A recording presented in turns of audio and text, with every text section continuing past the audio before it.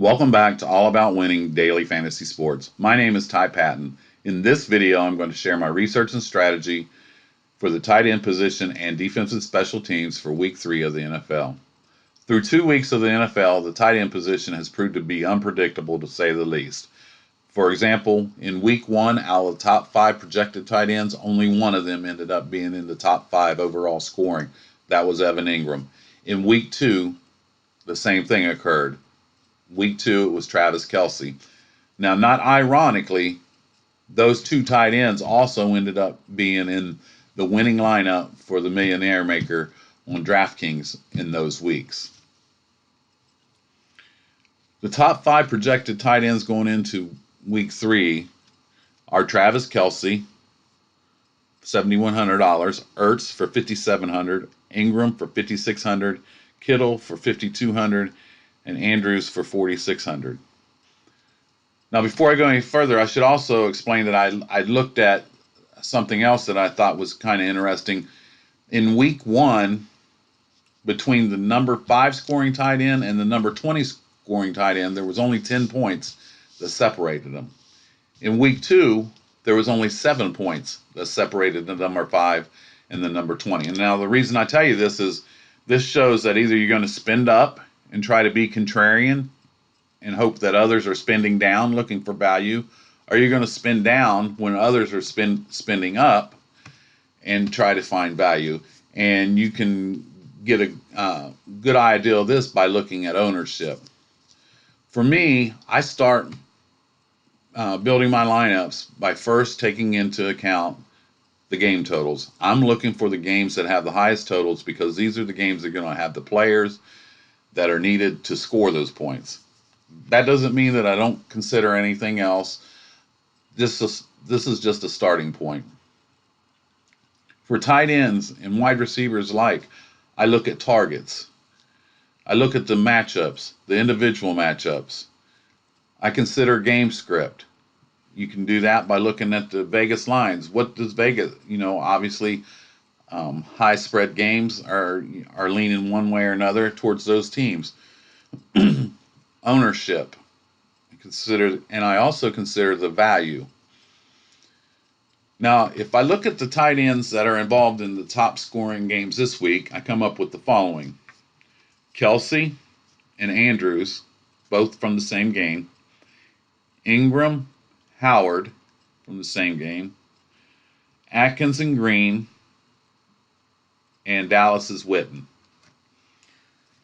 If I move over and I look at the tight ends with the most targets so far through 2 weeks, I find Ertz number 1 with 11.5, Ingram with 11, Olsen with 9, Kelce with 8.5, Andrews with 8.5, Hooper with 7.5, and Waller with 7.5. Now, right there, I've identified 3 tight ends that weren't in the top 5 projected, but they are getting a lot of targets, and they are Olsen, Hooper, and Waller.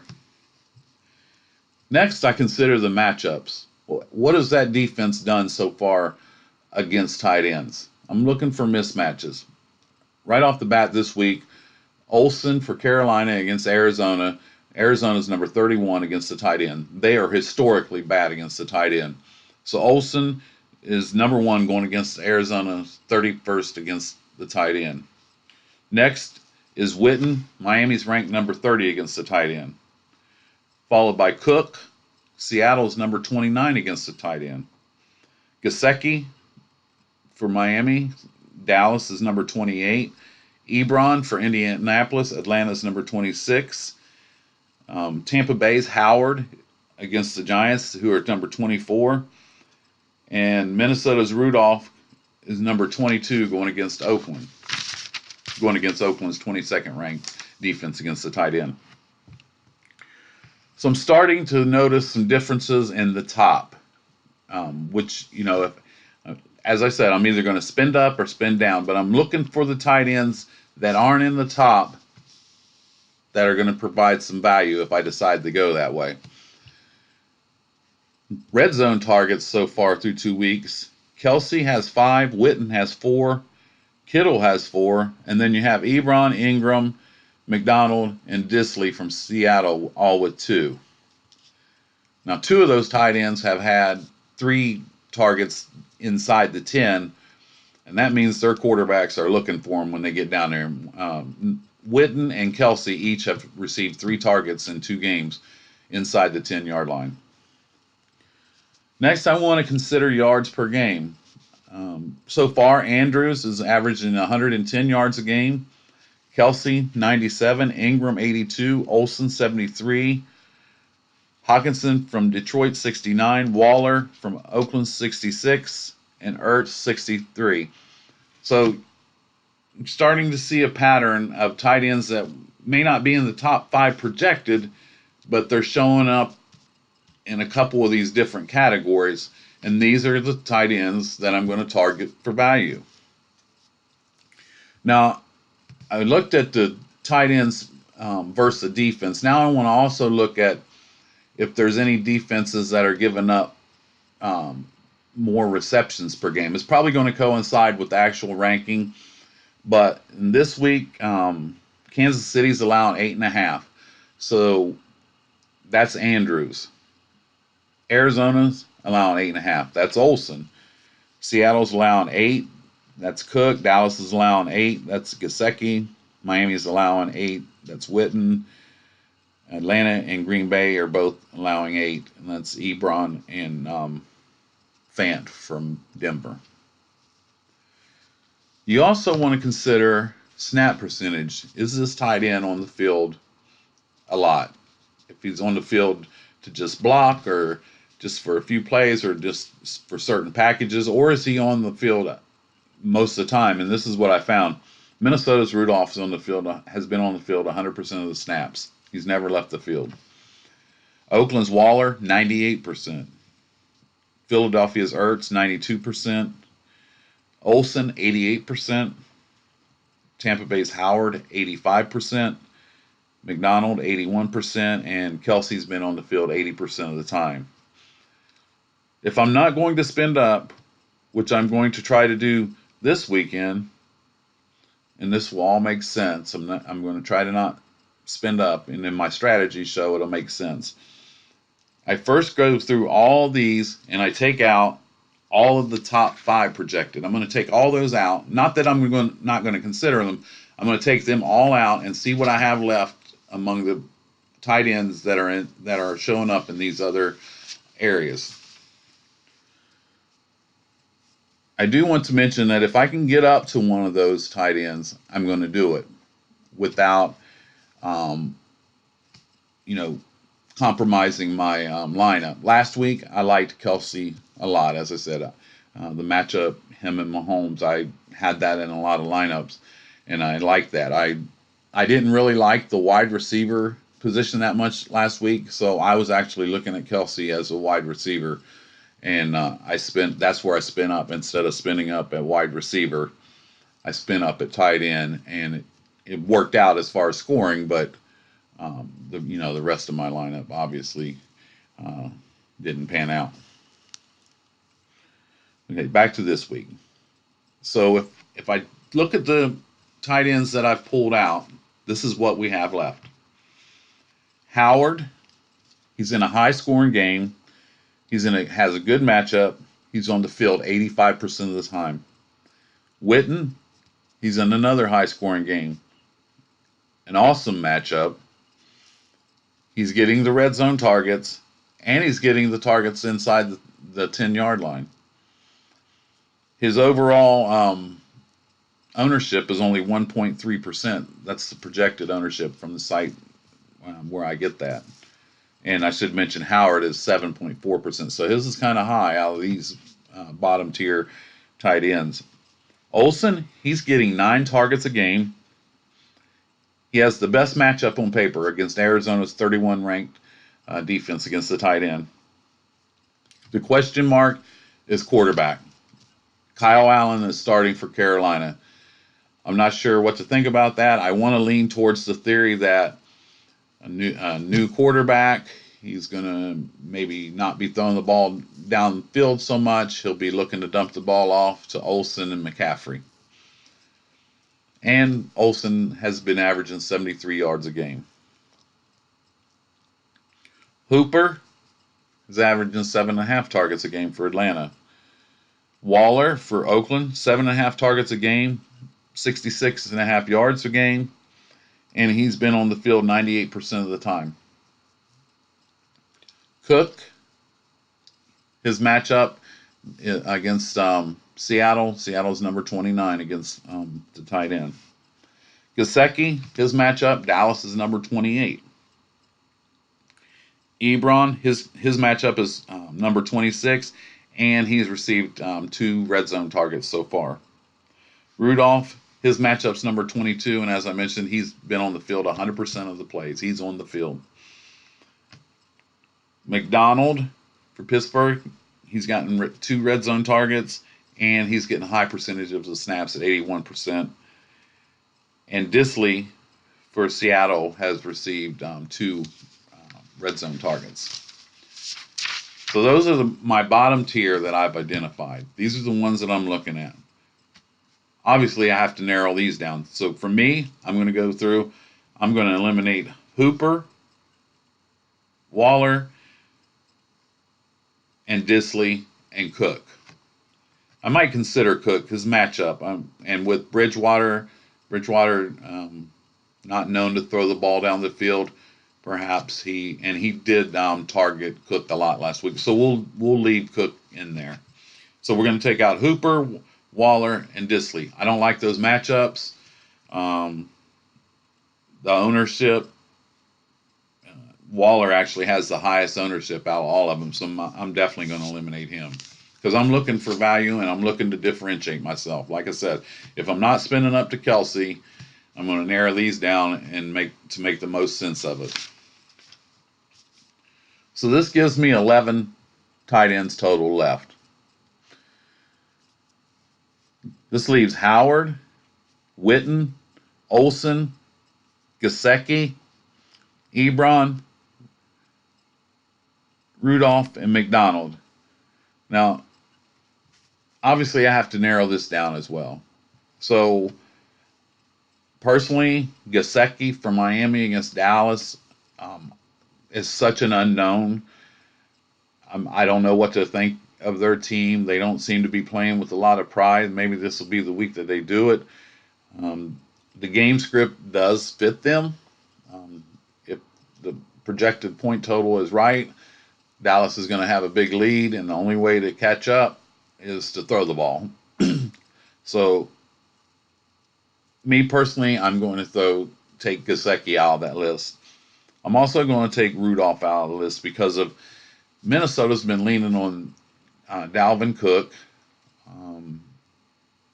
Cousins hasn't been throwing the ball much, and I have to narrow this down, and that's where I'm going to begin with those two. I'm going to take those two out, Gesicki and Rudolph. So now we have Olsen, Witten, Ebron, Howard, and McDonald. The question marks with these, obviously, again, Olsen with the new quarterback. Witten, game script's kind of scary. Will it be strictly Ezekiel Elliott? Will they need him? Will they need to throw the ball? Ebron, game script, matchup, and he's home, and he has a 6% ownership. Howard, game script, matchup, and home. He has 7.4% ownership. And McDonald, he has a new quarterback, but Rudolph has shown a propensity to throw to the tight end a lot. He's only 4.6% owned in the projected ownerships, and that's pretty good. So if we take those and we put them with Kelsey, Ertz, Ingram, Kittle, and Andrews. Remember, those are the top. If I can get there, I'm going to get there. But I have to narrow those down too. Kelsey has the highest ownership of 16%.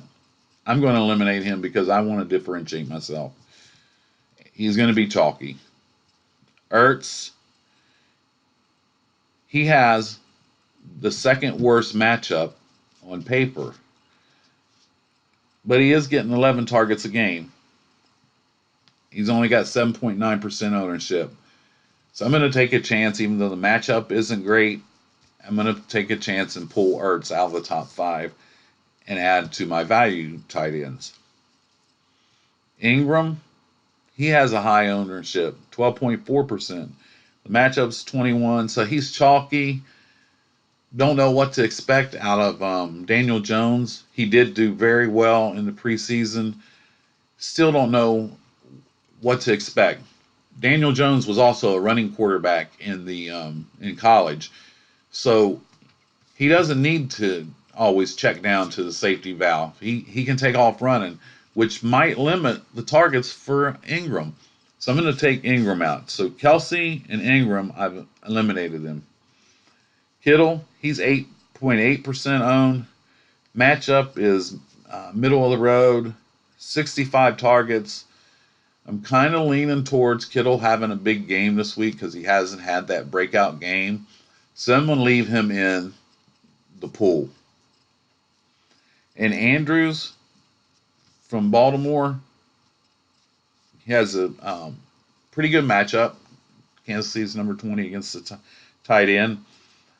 His ownership I thought would be a lot higher, and it's only 4.6%. And he is receiving 8.5 targets per game. So I think Andrews, Ertz, and Kittle, we should still leave those in the pool if we can get up to them. Those are the 3 to spend up for. And then from there, use ownership and value to break it down even further. So my pool has been narrowed down to Howard, Olsen, Witten, Ertz, Andrews, Ebron, and McDonald. I will use these tight ends and spend up to Ertz and Andrews when I can. Again, I'm going to factor in the value, the matchups, the game script when I select these, when I'm building my lineup. Does it fit in? Do I have to sacrifice another area? Can I get value? Can I get 4 times value? That's one of the numbers that I like to use. And for instance, like Travis Kelce's 7,100. For me, value for that is at least, times 4 should be 28 points. Can he get there? Of course. But Baltimore is a formidable defense. And another thing that I'm thinking about, which a lot of people haven't factored in yet and maybe won't have anything to do with the game, it's supposed to be raining in Kansas City tomorrow. I don't know.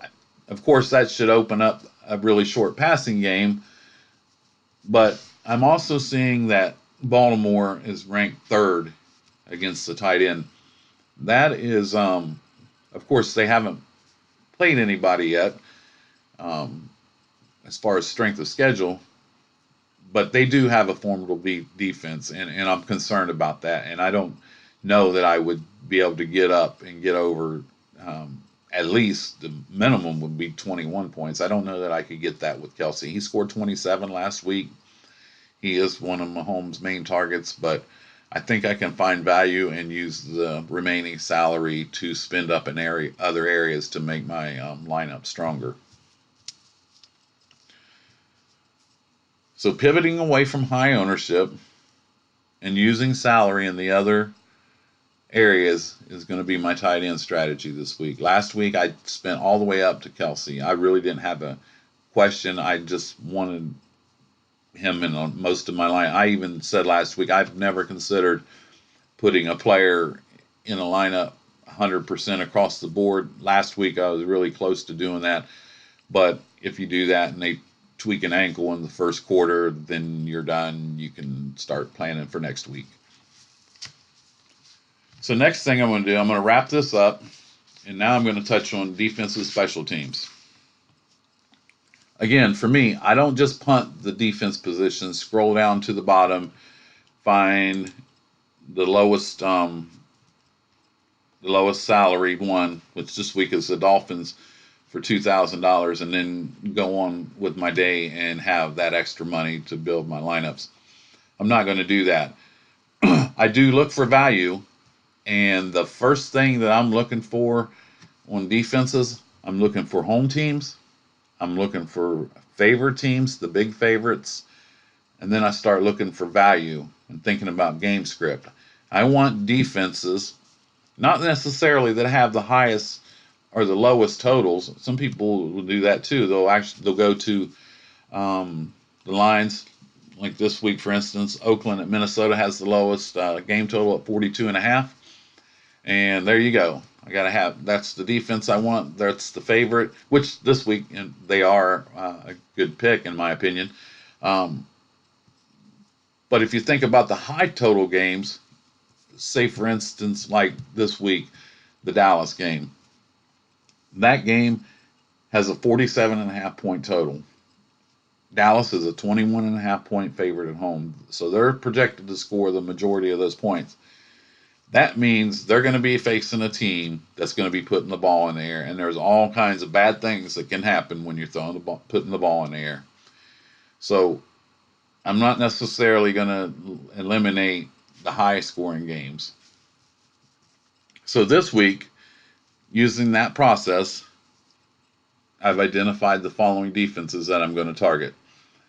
As I mentioned a few minutes ago, the Vikings, they're a home favorite. The game script fits good. They're $3,300, and their ownership right now is 5.49. The Los Angeles Chargers, this is one of my favorite ones. They're a home favorite. Houston gives up a lot of sacks. They're only $2,500 at home, and their ownership's only 2.53. That's definitely one that I'm going to be targeting in my lineups. And it frees up a lot of salary without just punting. The Patriots, home favorite against the Jets. Game script, they're going against a third string quarterback, rookie quarterback, first start, and things could go really south in a hurry in that game. Patriots were the top scoring defense last week. Last week was definitely not the week to spin down at defense or not put any thought into it. They scored 37, and basically, if you didn't have New England in your lineup, you were probably playing for or just hoping to get some money back in your lineups. 37 is really hard to overcome, and I had Houston. They scored 10, and I believe they were one of the second or third highest scoring defenses. Next is the Cowboys, another home favorite. Game script, obviously, against Miami. I believe Rosen's going to be playing in this game. Don't know what to expect from him, but Miami has been an absolute disaster this year. And in week one, they gave up a lot of defensive points to Baltimore. Week two, obviously, New England scored 37 defensive points against them. They're not projected to score. Their implied total is only 13, and I think it's going to be a very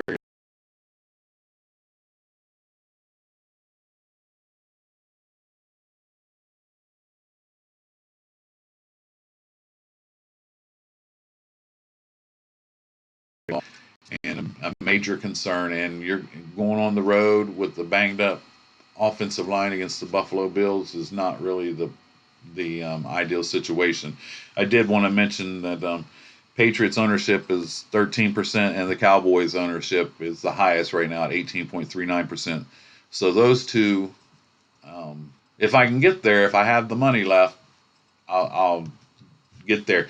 But when you're spending 4,300 and 3,700, you're now saying that the defense is basically a position player at that price. And four times 40, are you going to be able to get 16 points? You know, just depends. I don't think that the top salary defense is going to be the top scoring defense this week. Seattle, it's a home favorite. They're playing Bridgewater. It's supposed to be drizzle during the game. They're only have ownership at 3.33, and they are a good pick for defense as well. Last, or not last, I have one that's going to be sneaky. Tampa Bay, it's hard to say that. They're a home favorite against the rookie quarterback, but actually the rookie quarterback could very well be an upgrade from Eli Manning. The game script, if this game shoots out a lot of points, ball in the air, they're at home. This could be a game to consider Tampa Bay's defense, and they're actually coming in. Well, they're higher than Buffalo and Seattle. They're 5.43%. They're higher than the Chargers, and just underneath the Vikings. The last defense I'm going to consider, and this goes against my formula, the home favorite, and and all that. But a defense that's barely owned that has a formidable defense is the Baltimore Ravens against Kansas City. I like it. They're only 0.28% owned, and Mahomes has been careless with the ball before, and it's supposed to be rainy. And if they can't get the passing game going, or they have to come back, Baltimore puts pressure on them. I could see Baltimore being one of the higher scoring defenses and kind of a hidden secret. So I am going to have them in some of my lineups. It probably seems suicidal, but I just have this feeling that you know they could possibly get some turnovers, make maybe, and if I get a defensive touchdown with the defense that's only owned by 0.28%, that definitely helps me in larger tournaments. It helps me in any contest. So using ownership, I can differentiate myself. Obviously, in cash games, you don't want to take chances like the Baltimore.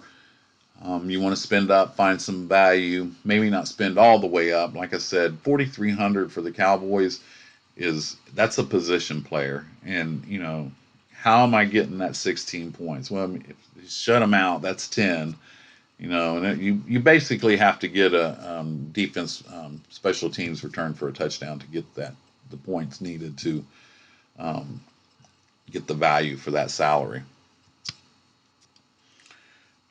As I mentioned, I want the defenses that are involved in games that are going to force their opponent to put the ball in the air.